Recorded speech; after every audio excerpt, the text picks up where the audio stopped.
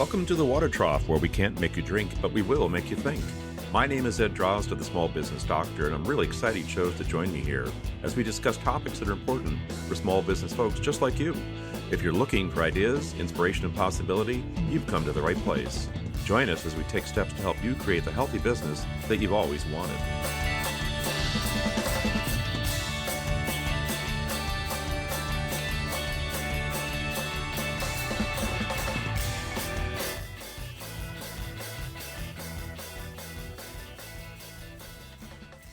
Hi, it's Ed Drozd, the Small Business Doctor. Welcome back to the Water Trough. And before we get going, I'd like to just remind you a bit about the meaning of the water trough. My purpose is not to give you information on which you will act directly. My purpose is to engage you in the thought process. Ideally, the conversations that will take place here, my conversation with you, will lead to your thought, your deeper thought about the subject matter. I don't expect you to go out and follow what I said because I don't present things in an actionable format. What I'm asking you to do is to give consideration to the various possibilities. Oftentimes we don't look deep enough, look far enough to understand what's going on out there, and I think that's really what the Water Trough is all about. As the motto implies, we can't make you drink, that is to say, we can't make you do what we say, but we will make you think. This is actually a great lead-in to the concept of leadership and power. When one thinks of leadership, one often thinks of implied authority. A leader is looked upon as somebody who knows, who has an idea what to do, is able to, if not tell us what to do, at least guide us as to what we should be aspiring to do.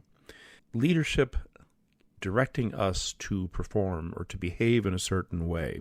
For some of us, leaders are absolutely essential. We're not self-starters. We don't have the desire, the ambition, or perhaps the capability of initiating things. So we depend upon leaders to give us opportunity, to put things out in front of us, or in some sense, perhaps a crutch. But let's consider at the same time, some people are meant to be followers and some are meant to be leaders. And a leader without followers is probably something of an empty leader. The leaders themselves are not deigned to go out and do the things typically. They do work in concert with their supporters, with their followers. But this leads us to something particularly important, and that is the relationship between leadership or leading and power. You see, leadership by itself, as I had mentioned before, suggests an implied authority. We look upon leaders as being folks who have a certain amount of credibility, a certain amount of distinction from the rest of us, particularly from those of us who are not so inclined to be able to step up and make things happen on our own. People who lack the initiative, the drive, or perhaps the talent or capability. So leaders really are somewhat of a special group of people, a distinguished group of people, and a group of people that may arrive in this role for a number of reasons. One of the reasons is that their intent, their purpose is associated with fulfilling the greater good.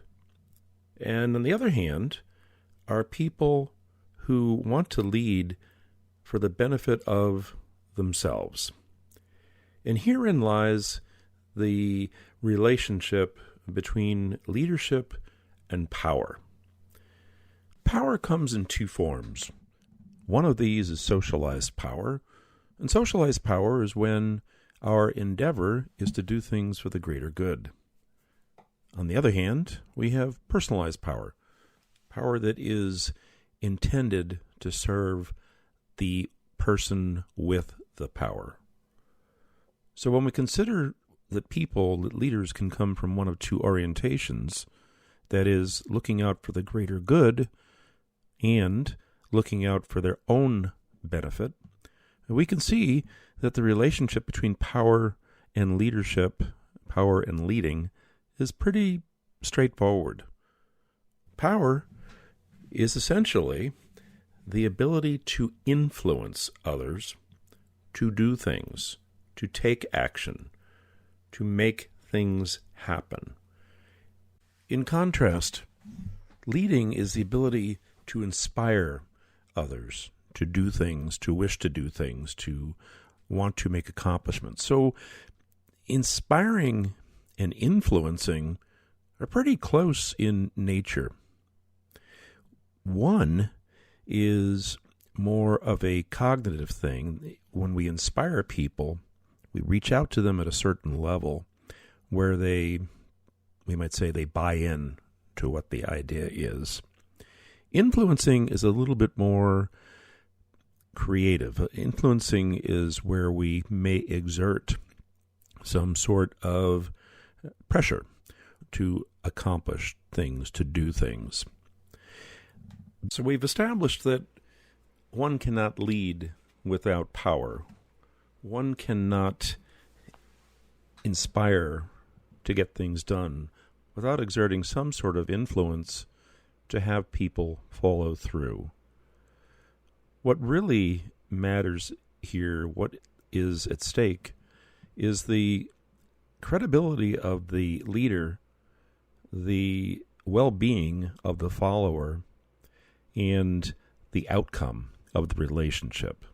And what I mean by this is, when we're working with a leader who has developed personalized power, their sole goal is to serve themselves, not someone else, not some other cause.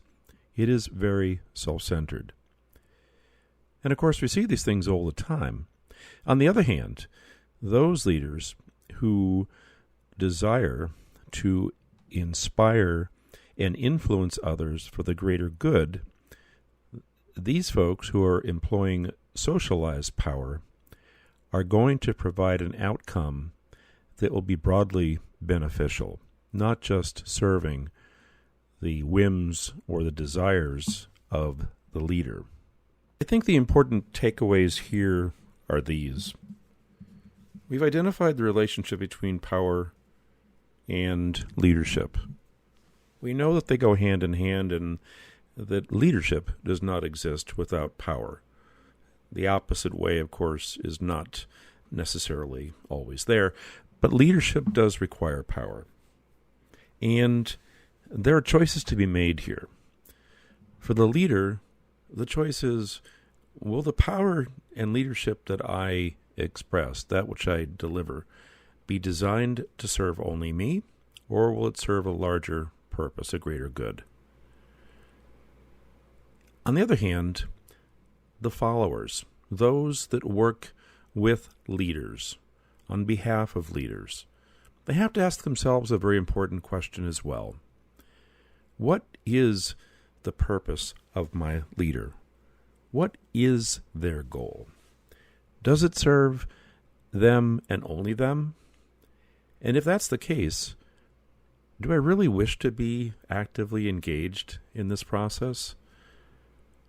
They may sound like pretty straightforward choices, but history has told us repeatedly that we often make choices to follow leaders who should not have been followed. We've often made choices to follow leaders who have delivered more harm than good. So it's important, I believe, very important for us to take a close look not only at our role as leaders, but also as a role in working with them and on their behalf. Once again, I want to thank you for joining me here at the Water Trough. I look forward to seeing you here again soon, and in the interim, I wish you a healthy business.